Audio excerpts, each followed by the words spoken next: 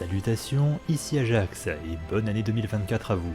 Aujourd'hui, un sujet rapide pour rebondir sur les habituels énigmes et indices d'annonce annuels du nouveau chapitre d'Elder Scrolls Online. On était censé sortir de la logique une extension par an, mais manifestement la formule continue. Je vous renvoie à mes précédentes vidéos de pronostics, car basiquement tout ce qu'on anticipait et qui n'a pas été utilisé par les chapitres Gates of Oblivion, Hyheil et Necrom reste sur la table pour le prochain chapitre. Avant même de commencer, petit rappel sur les régions inédites dont le thème n'a pas été traité depuis les débuts du jeu il y a 10 ans. Il nous reste principalement le thème Elfe des Bois, avec la cité arbre nomade de Falinesti, ainsi que Martelfell, pays des Rougegardes, mais plutôt anticipé pour l'hypothétique jeu solo Elder Scrolls 6, et donc a priori écarté pour ESO pour éviter tout conflit de world building. On aurait aussi la Colovie intérieure, ou une autre portion du Marais Noir, bien que Bois Noir ait déjà utilisé le thème impérial et argonien il y a 3 ans. L'annonce du chapitre est prévue pour la semaine à venir, le 18 janvier, avec en guise d'avant-goût un tweet qu'on va examiner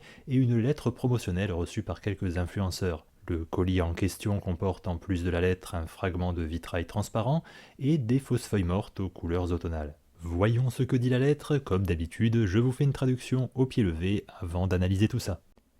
Aventuriers, rassemblez vos alliés et dirigez-vous vers la côte sud-ouest. Je mène l'enquête sur une bande de mes congénères qui ont abandonné le pacte et je requiers votre assistance.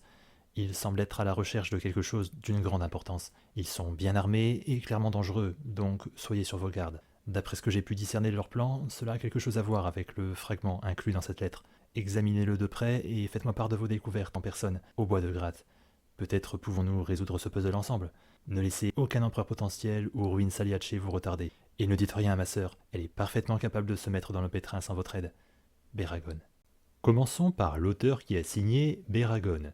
C'est un elfe des bois. Il se trouve être aussi le frère de Evely Flèche-Vive, personnage secondaire à succès du chapitre Orsinium, réapparu à Gates of Oblivion. La mention « Ne dites rien à ma sœur » est donc un clin d'œil en référence à un PNJ connu. Il parle d'un groupe de congénères ayant délaissé le pacte, ce sont donc d'autres Bosmeurs. Mais j'ai du mal à voir pourquoi ils auraient fait partie du pacte de Cœur Ébène en premier lieu. Les Bosmeurs sont globalement inclus dans le domaine Almérie, bien qu'on puisse trouver de rares exceptions sur les terres des Elfes Noirs, comme la botaniste au service de la magistère Telvanni Zrata à Tel Mora. Le plus raisonnable me semble d'interpréter cette ligne comme une référence à un autre pacte, plus religieux que géopolitique celui-là, le pacte vert. Puisqu'on est dans le contexte elfe des bois, on ne peut passer à côté de cet aspect central de leur culture. Le pacte vert qu'on dit passer avec l'Aedra Ifre, ou la forêt elle-même, qui les lie à la protection de la végétation et à un régime carnivore exclusif dans les contrées de Valboisé. On sait aussi que des Bosmeurs quittent parfois ce pacte vert, comme les apostats condamnés au suin. Donc on aurait une organisation armée de Bosmeurs qui ont quitté leur religion en quête de quelque chose de puissant et sûrement magique, lié aux fragments qu'on va étudier ensuite. Quant à la localisation, c'est la côte sud-ouest, sous-entendu de Tamriel. On est donc clairement dans ces régions-là, ce qui semble exclure Fort d'Hiver ou le Marais Noir. Les détails anodins mentionnés dans la lettre sont l'empereur potentiel, référence à la zone impériale de Cyrodiil, et les affrontements qui ont lieu entre joueurs en RVR dans le contexte de l'interrègne, ainsi que les ruines des Saliachi, un terme archaïque du lore des débuts de la licence Elder Scrolls et conservé dans le canon moderne comme synonyme ancien des Altmeurs, plus précisément continentaux, autrement dit les Éléides.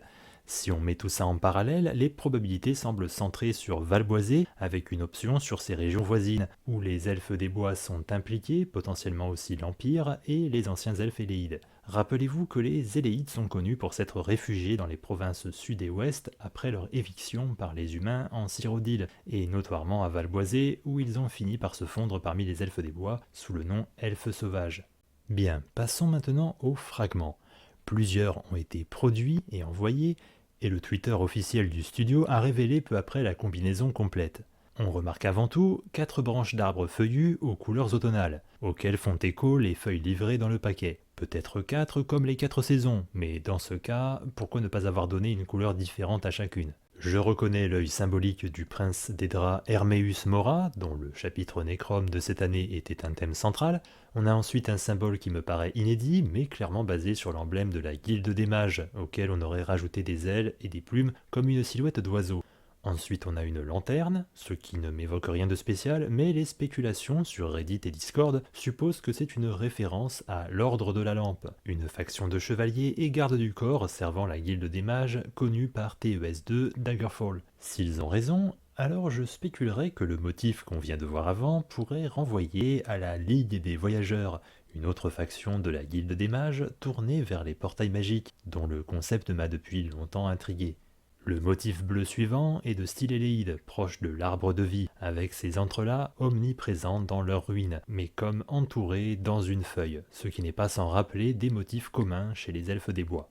Ensuite, on reconnaît les deux lunes, ce qui peut évoquer la religion des Khajiits, bien qu'ici les gens ont identifié l'emblème de la ville de Skingrad, qui correspond exactement.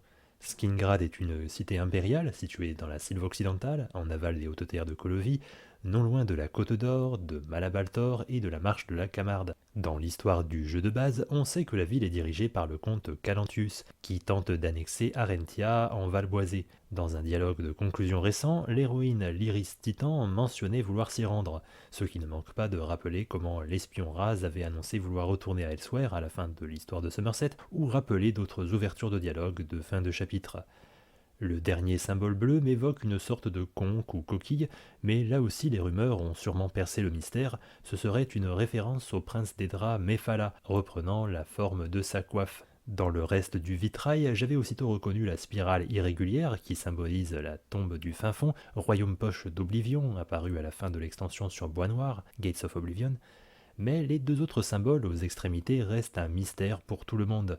Certains y voient une lyre dont les cordes seraient emmêlées. Pour moi, c'est plus un croissant de lune avec un entrelac qui pourrait évoquer le lacis lunaire de la religion Khajiit. Le bloc central représente un portail magique.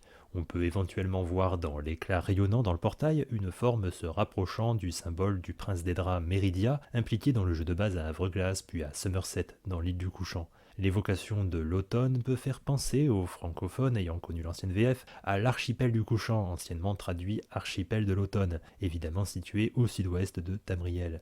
Mais maintenant, si on met bout à bout tous ces éléments, qu'est-ce qui semble le plus logique ? Petite mise en garde avant tout, s'il reste sur l'idée de ne plus faire d'extension annuelle au thème très défini, il est possible d'avoir une constellation de mini-zones et de DLC avec une trame nous plaçant ici et là. Il est même possible que tout ce teasing ne concerne au final que la quête introductive et que le thème du chapitre soit tout autre et se passe ailleurs.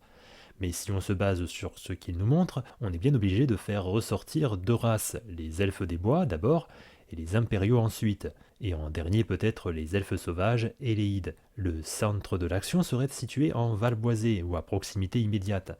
Vu le ton et l'esthétique générale, j'écarterai la forêt de Tenmar, laissée de côté au chapitre Elsewhere, pour plutôt viser les hautes terres coloviennes ou Skingrad.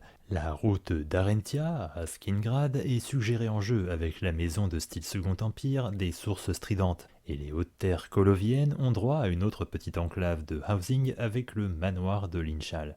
Mais pour insérer un contenu Bosmer dans tout ça, outre cette fameuse troupe armée qui pourrait s'être aventurée jusqu'en Colovie, on peut aussi imaginer des établissements elfes des bois dans les confins sud de l'Empire. Dans la zone RVR par exemple, toute une vallée cachée à la frontière théorique avec la Marche de la Camarde est peuplée de spriggans et autres créatures naturelles. Elle débouche sur la grotte de Crin de Sang, qui est manifestement une extension du Ver de Valboisé. Plus loin, on découvre le campement des bandits de l'Étal, ou Clearwater, composé en bonne part de Bosmer, dans ce qu'on peut appeler les basses terres coloviennes, dans le Weald, la Sylve. Comme je l'indiquais l'an dernier, on peut aussi insérer une ou des régions au centre montagneux de Valboisé, ou bien en périphérie, comme à l'embouchure de l'Astride. Et j'en reviens forcément à la cité de Falinesti, mystérieusement disparue de ces 4 sites saisonniers du jeu de base, que des rumeurs disent happer en oblivion, à moins que justement elle n'ait migré dans une région encore inédite. D'ailleurs, dans les vieilles cartes, elle était située non loin de la rivière Stride. Et si la chose que ces Bosmer armés recherchaient était justement un passage vers Falinesti? Autre idée qui va de pair avec une cité arbre géante comme Falinesti, a-t-on vraiment exploré et exploité tout Valboisé? J'ai déjà parlé des montagnes inaccessibles en jeu, mais on oublie vite que c'est une jungle avec des arbres immenses, et comme on le sait pour le Breuilléné, habitable.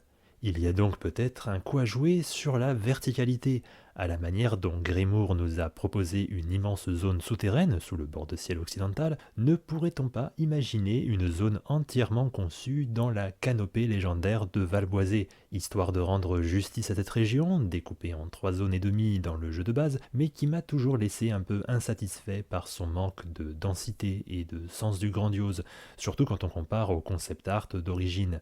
Et enfin, pour compléter et peut-être confirmer ces suppositions, il semble que des gens aient dataminé les fichiers du jeu et découvert d'autres éléments en attente à propos de la ville de Skingrad, de la culture elfe des bois avec des motifs de tenue, à propos aussi de la rivière Strid qui sépare justement Valboisé et Skingrad, et des noms de fichiers comme Mirrormoor Gate qui pourraient faire référence à cet étrange portail magique. Quant aux révélations dans l'extension Necrom, on a appris l'existence d'un prince d'Edra oublié et censuré par Hermamora, Itelia.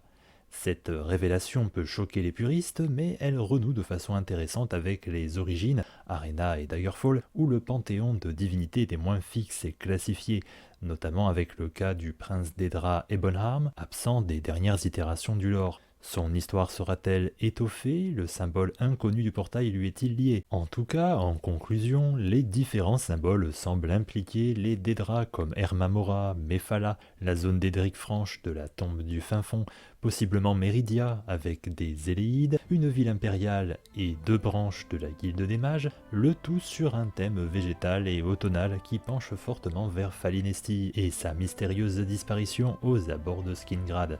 Bref, je vous laisse méditer sur tout ceci pour ces quelques jours d'attente, partagez en commentaire vos idées, théories ou infos complémentaires.